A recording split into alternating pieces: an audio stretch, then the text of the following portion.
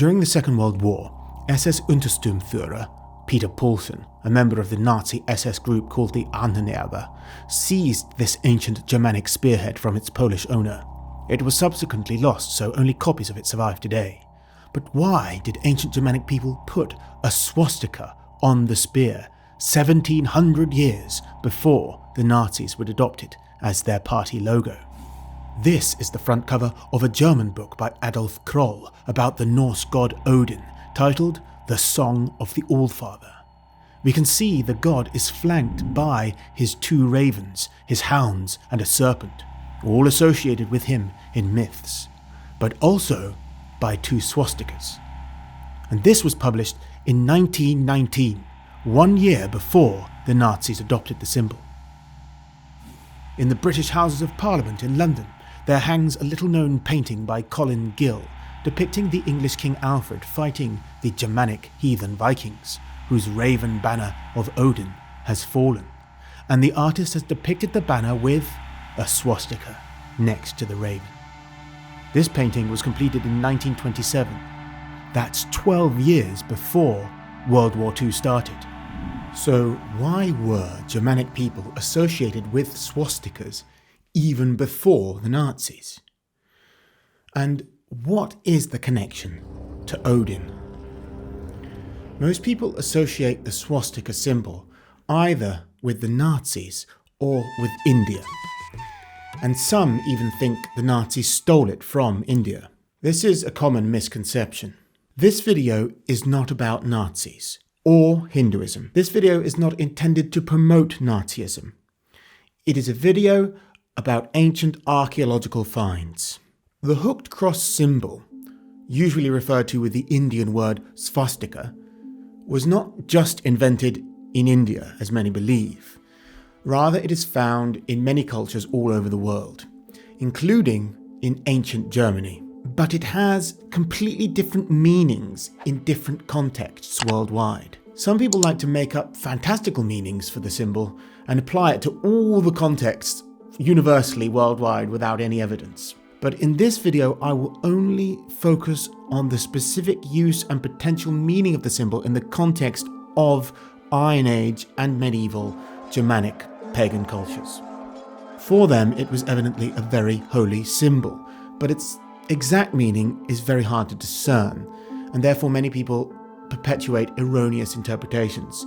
And I want to get around those today and focus on what is really shown in the archaeological evidence. The heathens of old put it on gold pendants, beautiful brooches, magical amulets, funeral urns, funeral chairs, swords, spears, and runestones. But why? And what did it really mean?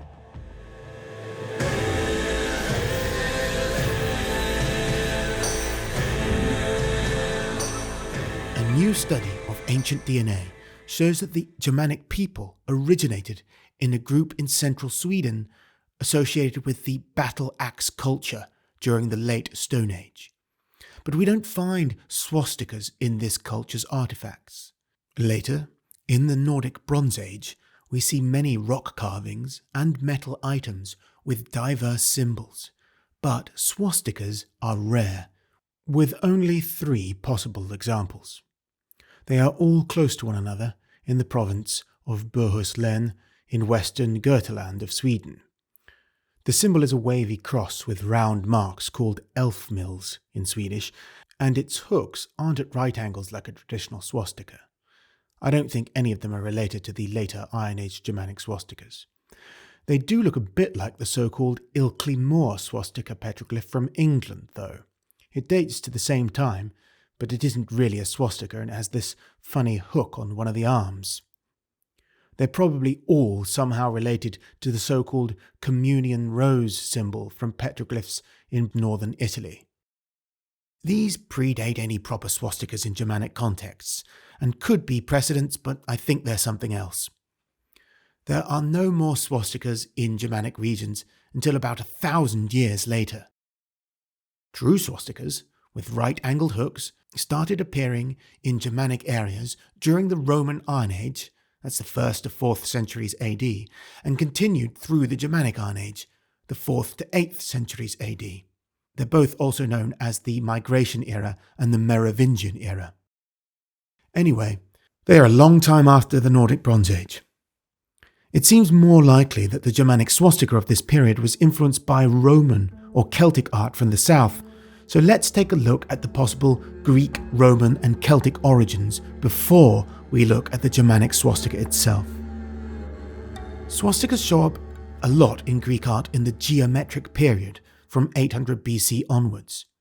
Here, next to a sphinx on a dish, and here next to the so-called Mistress of Beasts, usually identified as Artemis, the hunt goddess, who was called Diana in Rome. This Sicilian mosaic in the Villa Romana del Casale, made nearly 1,000 years later, depicts a hunt scene, and one of the hunters has a swastika on his tunic, perhaps a sign of Diana, the huntress. In Italy, the swastika appears in the Villanovan culture from 1000 to 500 BC. It's found particularly on house-shaped urns used for the dead. This image of the horse and the swastika on an urn from Este may relate to the Indo-European motif of the sun being pulled by a horse through the sky. The same motif is clearly shown in the Danish Trundholm chariot of the pre-Germanic Nordic Bronze Age culture, dated even earlier to 1300 to 1600 BC. However, this has no swastikas on it. The swastika was also sometimes used on depictions of the Greek sun god Helios. Later on, the plague god Apollo also became associated with the sun, and afterwards is sometimes depicted with a swastika as well. Clearly here it represents the sun, unlike in the hunt context. The symbol was also used decoratively on buildings and mosaic borders, similar to Greek meanders, like on this Lycian tomb, and in the mosaic on the floor of the women's bath at Herculaneum in Italy, as well as a penis. More importantly, it was also used as a charm. This one was found near Hadrian's Wall in Scotland. Perhaps a soldier there thought that wearing it kept him safe from the fearsome Picts. Here is another very similar brooch, which was worn by a Roman soldier in Britain. In the Roman Empire, the Persian god Mithra was turned into Mithras in a secretive Roman cult, often linked with the sun gods Sol in Rome and Helios in the Greek-speaking East. This depiction of him in Turkey shows solar rays emanating from his head. Mithras was sometimes identified with Sole Invicto, the unconquered sun, and like Helios, was sometimes depicted with a swastika, as in these two examples, where it is evidently a solar symbol. The cult of Mithras was very popular with soldiers, and it spread with the Roman army. A great many Germanic auxiliaries served in the Roman army and were exposed to this cult, and indeed a great many temples of Mithras have been discovered within Germania itself, as you can see on this map. So this is one plausible origin for the Germanic swastika in the Roman Iron Age. The Romans also liked to put swastikas on silverware, and here it is thought to have been a sign of wealth and prosperity. The Celts also embraced the swastika, using it in diverse ways. Early examples from the late Hallstatt period show possible influence from Italy's Villanovan culture. The Hochdorf chieftain's barrow contained a burial chamber lined with textiles and a cauldron over which textile bands with swastikas were draped. This is a high-status burial with a wheeled vehicle, which may be significant to the swastika. The symbol was still used in the Latine period of Celtic art, such as on the 4th century BC stone of Kermaria in Brittany, France. The Celtic Battersea shield, found in London, is over 2,000 years old. It has 27 round compartments in which bronze with red cloisonné enamel forms a swastika. Presumably, it was believed to enhance the protective power of the shield.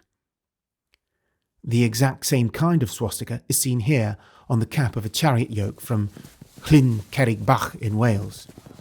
The yoke is at the front of the chariot as it charges, so again, it seems to have had a protective or power function pertaining to war.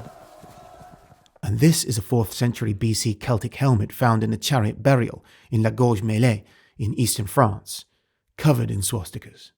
So again, a connection to Celtic chariots. Later Celtic art is influenced by Roman art, but the swastikas are still present. This decorative phallera depicts a god holding 2 swastikas inside wheels, while these coins from France and Belgium depict various types of swastika surrounded by dots and circles, the meaning of which eludes us. The Germanic peoples had close contact with both the Celts and Romans at this time, and we know they were influenced by both. But that doesn't mean the swastika had the same meaning in the Germanic world as it did further south. So now let's look at the swastika of the Germanic world and try to figure out what it meant there.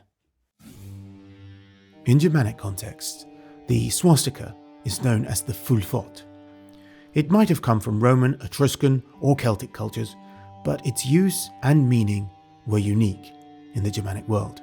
One of the earliest true fylfots in the Germanic world is seen on this 3rd century comb from the Nude am Bog in northern Germany near the Danish border. The evidently holy bog has yielded many finds, including a boat and many weapons, all of which are thought to have been offerings to a god. Combs are sometimes found in Germanic burials, so they were evidently important for the dignity and identity of men and women. Even in the Viking Age, foreigners remarked how well groomed these people were. This comb, then, is not insignificant and is a mark of status. The fylfot is also found on other high-status items, such as bracteates. Romans used gold coins called solidi as money. Rich Romans wore these as necklaces, and the Germanic people, thinking it was stylish, made their own versions called bracteates. In one sample set, only 3 of at least 120 bracteates from graves were reliably found with men. The rest were only found with women.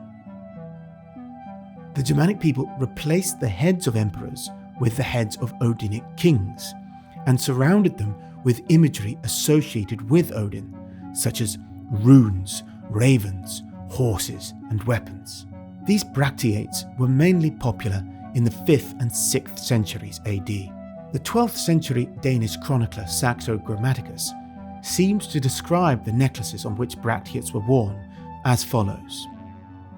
This necklace was a chain of golden knobs in raised works, intercepted with images of kings, which could be contracted or expanded by the aid of an inner thread, an ornament of luxury rather than one of use. The god Odin, or Wodnas as he was known in late antiquity, was a militant war god of the aristocracy. An important recent find confirms that the kings depicted on C-type bracteates really are Odinic, as it says, "He is Wodnas's man," in runes above the king's head. There is also a fylfot above his horse. Loads of the C-type bracteates, mainly from Germany, Sweden and Denmark, have fylfots on them. They are also on A, B and F type of bracteates, but not on D types. This map shows the distribution of bracteates across Europe and Scandinavia. And this is a map of where bracteates with a fylfot on them have been found. Basically everywhere bracteates have been found, except for England. They are more common in Denmark and southern Sweden. There are 8 different fylfot designs on bracteates, but they all seem to mean the same thing, with 5 of them only seen on C-type bracteates. It is sometimes used in conjunction with magical runic formulas, such as laukas, meaning leek or onions, and which is an ingredient associated with Odinic herbal magic. Also with the alu runic charm, but more on that later. Usually there is just one fylfot on a bracteate. Only 6 examples have 2, and all of them are C-types. On 4, Both of the fylfots are the same variant, and on 5, one of them is placed before the king's head and the other behind or under the horse's head. Of the 70 C-type bracteates with a swastika, 30 also have a runic inscription or rune-like symbols. 7 have a bird, which is probably a raven of Odin. 7 have a triskel, and 17 have a 3-pointed symbol. This particular B-type bracteate from Denmark has the dragon-slaying hero Sigurd, who descended from the god Odin, here sucking dragon blood from his thumb so he can, like Odin, perceive the speech of birds. The design is available as a shirt in my webshop and as a decal for your car. I spoke to Germanic philologist Dr. Scott Schell about the pagan motifs on these bracteates. I've noticed lately that the swastika appears on magical formulas on these bracteates with the swastika too. So is it a part of a dedicatory thing? Is it part of a peacekeeping thing? Is it part? I mean, I'm open to ideas. I haven't found anything to where I'm like, this is exactly what it means. I'm leaning towards an Odinic interpretation of the swastika in a Germanic context. The dead are the urns, and also because of the Odinic, the kingship or the bracteate evidence. So of course, it seems like they're kings, and the king's Odin's man, for example, or whatever. Yeah, there's like this like idea of like an Odinic aristocracy and their association with the symbol. It might be some kind of like symbol of dedication to that god. Or no, that makes sense. The dedication thing too, because you see it with Alu.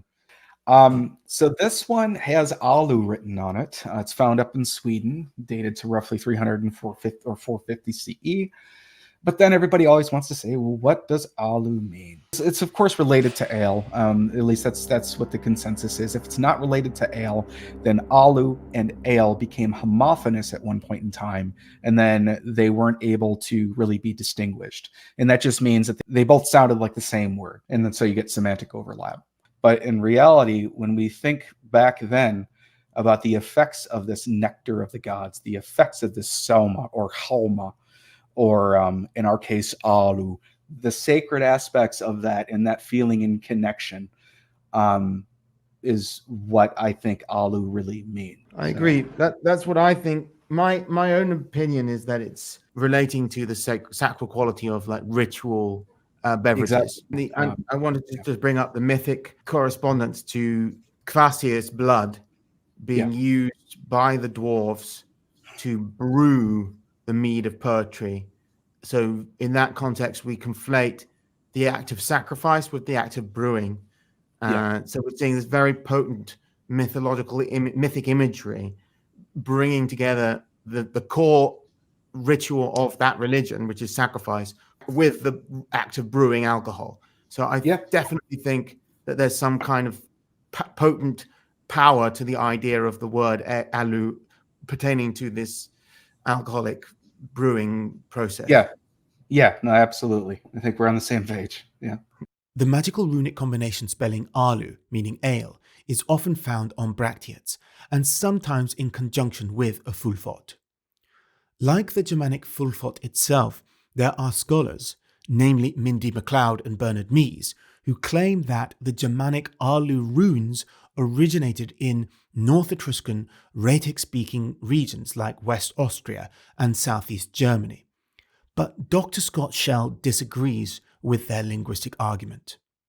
They believe that alu was just simply a dedicatory formula, in a religious context at least, the dedicatory formula that was borrowed from the tribes and taken north. So, but I'm not saying I even agree with that. I actually prefer to look at alu as something that's pretty Germanic. So, in the Bracteate context, we are seeing a Germanic symbol of state power celebrating a king in a pseudo-Roman way. It is possible the swastika was recognized from the Roman artwork Germans encountered, but it was imbued with a new meaning, just like the Celidi were, and this meaning pertained to the aristocratic god Odin and his relationship to earthly power and authority.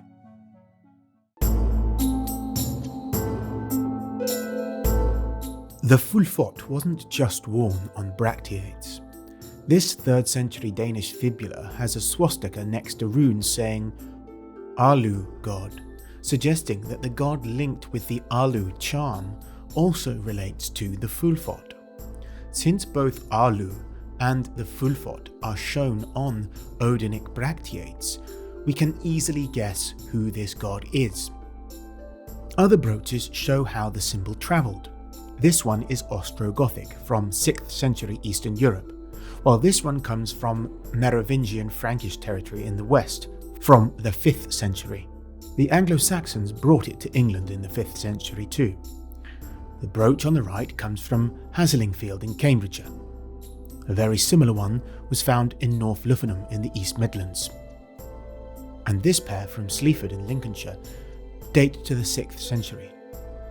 Were these worn as protective charms like the Roman one, or were they symbols of the god Odin, who the Anglo-Saxons called Wotan? This brooch from Bavaria looks very Roman.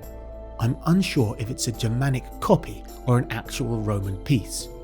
It certainly lends weight to the idea that the swastika entered the Germanic world via a Roman context in southern Germany. In the 5th and 6th centuries, these square brooches were a sign of wealth for Germanic women.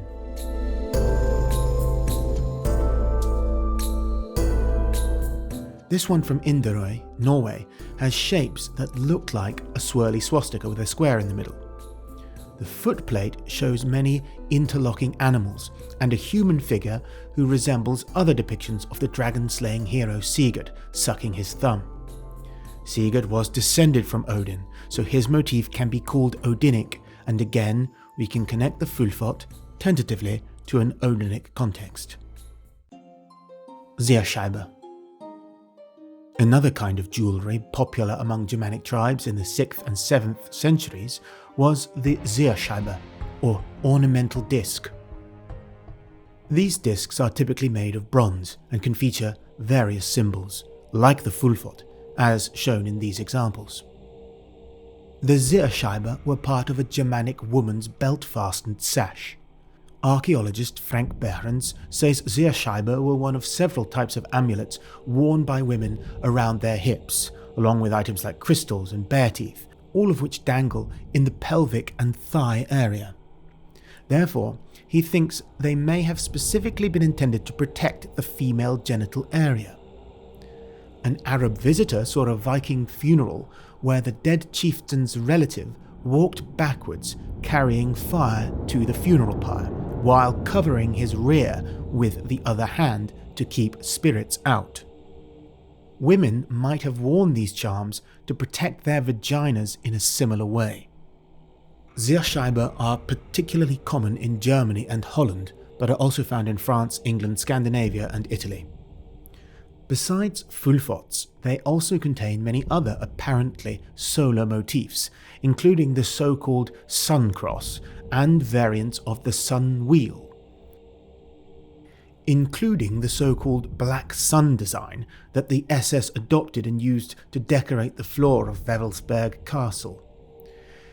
If we can identify some of these as symbols of the sun, then it is tempting also to interpret the Fylfot as a symbol of the sun, just as it is sometimes regarded in the Mediterranean and in India. The designs on Zierscheibe are just as likely to be animal or human shapes as they are geometric shapes. These variants all feature a man on horseback. Is this a king, as on the Bracteates, or is it a god whose image will protect the woman who wears it? There are also variants with two interlocking male figures, which could represent the twin gods found in many Indo-European religions, and are sometimes identified with Hengist and Horsa in a Germanic context. Hengist and Horsa are the great-great-grandsons of the god Woden. Many Zierscheibe have animal-shaped versions of triskelions and swastikas. Zoomorphic just means animal-shaped. Very often, the animals are birds in the same style that in other contexts can be identified as Odin's two ravens. I made a video all about the double raven motif and the depictions of Odinic spear-dancing priests wearing headdresses with two ravens on them, all of which have the same distinctive curly beak as the birds on the Zierscheibe. So watch that video if you doubt that these are ravens. The issue is that while some designs use 3 birds for triskelions and 4 for swastikas, others have even more bird heads around a wheel. So maybe they aren't Odin's 2 ravens. Or are they the same as the other sun wheels without bird heads, but the Odinic raven heads are supposed to add another layer of protection to the charm? Then there are Zierscheibe, which have just 4 basic birds on them, and no swastika, so what's that about? I suspect they are a variant of the bird-headed swastika. Other zoomorphic triskelions and swastikas are made of snakes.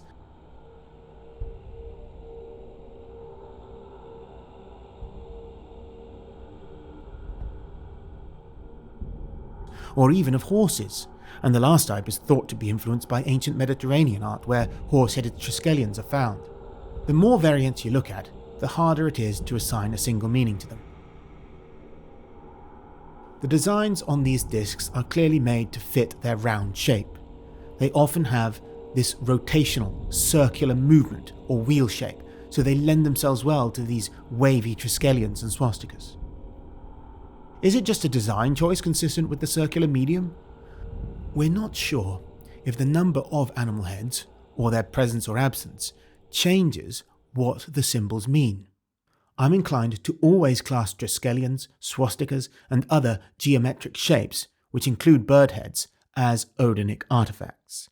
But I am reluctant to assign an Odinic context to shapes using other animals, or to the sun wheels and sun crosses which have no animals. The precise meaning of the fylfot itself is not made any clearer by looking at the diverse types of Zierscheibe, so let's look at something else now. Wotan was not just a god of war, he was also a god of the dead, associated with the mysteries of the underworld. Germanic funerary urns are often stamped with solar crosses or runic inscriptions, and these Anglo-Saxon examples are no exception. Several Anglo-Saxon urns are also stamped with fylfots, like this 5th or 6th century example from Spong Hill near North Elmham in Norfolk. And this is another urn from the same cemetery with a fylfot stamp. About 150 urns were found there, and one of them had this lid with a man on top. Another urn from Spong Hill has a unique mirrored variant of the Alu runes so commonly seen in conjunction with swastikas in Bracteate contexts, once again linking these motifs across diverse contexts.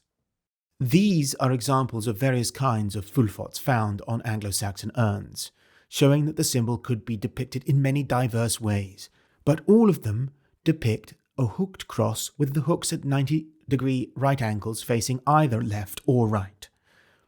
Continental urns can also have fylfots on them. The only god with a clear connection to both the military aristocracy and to the dead is Odin, aka Wotan. Those who died in battle went to Odin, and everyone else who died went to Hell, where they were judged by Odin and the other gods anyway. Odin is also associated with the dead because he is a god of necromancy, and Germanic pagans followed his example by consulting the dead on esoteric matters.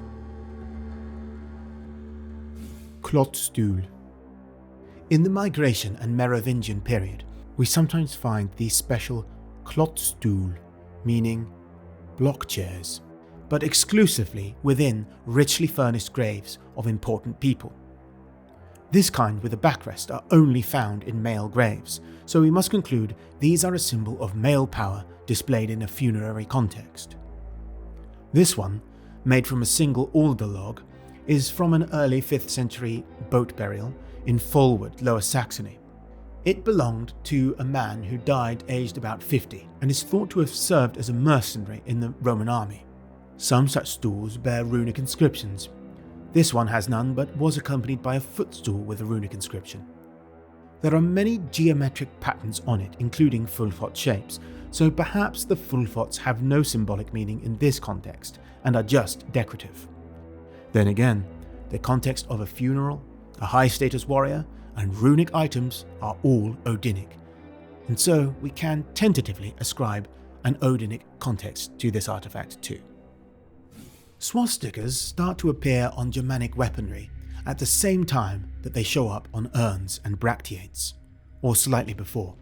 This Gothic spearhead, which I showed at the start, is from early 3rd century Ukraine and has a fylfot with double-hooked arms, as well as other symbols and runes. This is a very early example. And this is another very similar Gothic spearhead, but from Darmsdorf-Müncheberg in eastern Germany. It has a fylfot next to a triskelion. The triskel can also be found alongside the fylfot on bracteates, and this seems to indicate that they were separate symbols with different meanings. The god Odin was known in Viking Age kennings by names such as Geirtur, spear god, and Geirvaldur, spear ruler. He owned the magic spear called Gungnir, and he declared the first war among the gods when he cast his spear. In a Norse poem called Klotzstuhl, about a war between Goths and Huns, the king of the Goths calls on the god to help his spear, saying, "Lottis for Odin, flying flyga." May Odin let the spear fly, as I say. So evidently, the spear was a sign of Odin, and it is certainly very telling that the Goths put the fylfot on their spears. Later on, we see the motif appears more frequently on swords rather than spears. Sometimes they appear within the cloisonné garnets of Migration-era artifacts, such as this sword hilt, on which 4 L-shaped garnets interlock, causing the golden cell walls to form a fylfot. This is not a unique example. This 6th century Anglo-Saxon ring sword from Bifrons in Kent has a very prominent fylfot on the pommel, and it was also found with these square fittings, which would have attached to the leather sword belt, and one of the fittings has 4 fylfots on. The motif was still used on swords in the Viking era as well. This sword was made by a man named Hartolfr in the 9th or 10th century. The fylfot is a repeating motif all along the hilt and the pommel. If it was intended to give good luck, then Hartolfr certainly wasn't taking any chances. The 9th century sabre sword was found in a barrow in western Norway. The poorly preserved blade has what seems to be a runic inscription with a swastika. As far as I know, this is the only example of a sword with a swastika on the actual blade itself. However, the damaged runes are no longer decipherable, so interpretations of them are speculative. The fylfot isn't even visible anymore, but it was previously and can be seen on these old drawings. The sword was very much a prestige weapon. It is not only associated with war, but also with status, and so it is deposited in high-status male burials across the pagan Germanic world. Although swords don't have the specific Odinic association that spears do, the contexts of wars, aristocracy, and burials certainly make it possible to argue these are Odinic artifacts too, and the inclusion of a fylfot on a sword would not be inconsistent with it being a symbol of the god of war.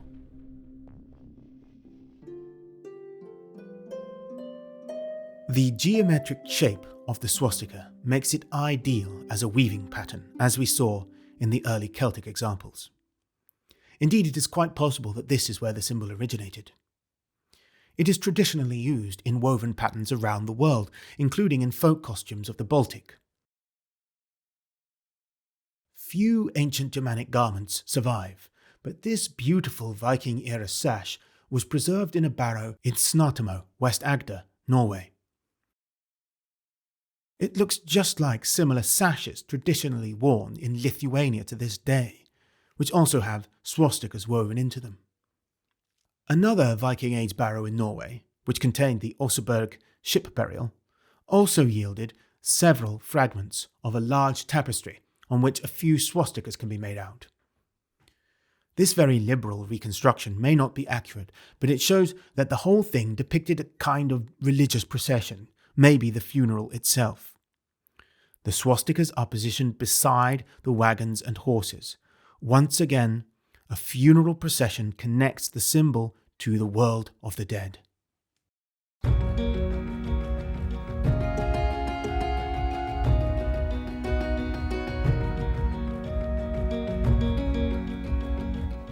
Runestones were memorials for the dead, erected in prominent places in the landscape. Most of them date from the 8th to the 12th century. The 9th century Snoldalev stone is a famous runestone from Denmark, which is unusual in 3 ways. It boasts the only example of a triskel composed of 3 drinking horns. It also has a fylfot. The third thing is that the memorial inscription is for a man named Gunvald, who is described as a thuler, which denotes an important rank of some kind, likely a reciter of poems or prayers, either of which could be seen as Odinic. In the poem Havamal, Odin himself is called Thimblethulr, the Great Thuler. So in this context, the fylfot may have been a way to signify the special Thuler rank of the deceased, which pertained to the cult of Odin. This runestone from Skörns church in Västernorrland, Sweden, is dated to the Viking Age and is classed as a Christian crossstone. Although the 4 L shapes interlocking to create a fylfot was a pre-Christian design, this variant ensures that the outline of the 4 parts makes a clear cross, marking it clearly as a Christian sign unrelated to earlier Germanic swastikas. Most runestones are actually Christian monuments like this. There are other runestones with this kind of swastika, such as this one at Stockholm Airport, but they should not be included in a survey of the Germanic pagan swastika. This is clearly a Christian cross. A major flaw of most shoddy scholarship on the swastika worldwide, and also specifically within the Germanic context, is failing to define what is and isn't the same symbol, a swastika. For instance, the triskel looks like a 3-armed version of the fylfot, but is usually more curved. I don't think they're the same, since they sometimes appear together. Then again, multiple swastikas can be shown together too, so maybe they are. Triskelions are also found in Celtic and Roman contexts, and could have been borrowed into Germanic art from either. In Germanic art, both the 4-armed fylfot and the triskelion can be seen with animal heads at the ends of their arms, like birds, snakes, or horses. This zoomorphic triskelion Zierscheibe is from 7th century Germany, probably Alemannic. This roughly contemporary Anglo-Saxon example was found in the Cotswolds. They're both very similar to the 4-armed fylfot variants found all over the Germanic world, and are just as old as the non-zoomorphic fylfot. This one is Lombardic, dated to 5th century Austria. It is hard for the untrained eye to recognize them, but each of the 4 terminals represents the head of a bird with a large garnet for an eye. Here's a sort of Zierscheibe from Lent in the Netherlands, also dated to the 5th century. The animals are not so easy to identify. It looks a lot like this fylfot design on the bottom of a richly ornamented Anglo-Saxon bowl, found in the famous 7th century royal burial of Sutton Hoo. The bowl must have had a very important, perhaps ritual function. The fylfot was of course not visible except when the bowl was turned over, such as if a libation was being poured out. The style is also very similar to the zoomorphic triskelion seen on this Swedish shield boss from Valsgärde, 7th century. Here it is evidently a protective symbol.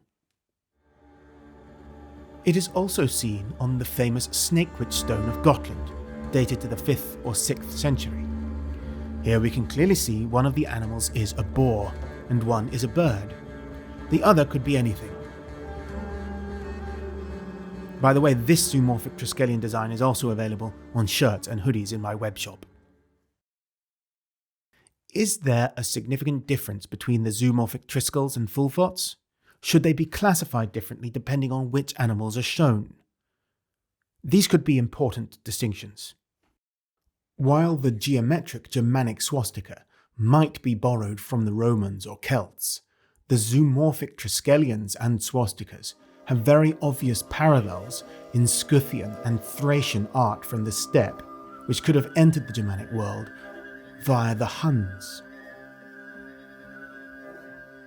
By far the most common animal on the zoomorphic fylfots seems to be the bird heads, as on this 7th century example from Fylfot, and this beautiful 6th or 7th century mount from the Anglo-Saxon Staffordshire Hoard, and on this 6th century Merovingian mount from northern France.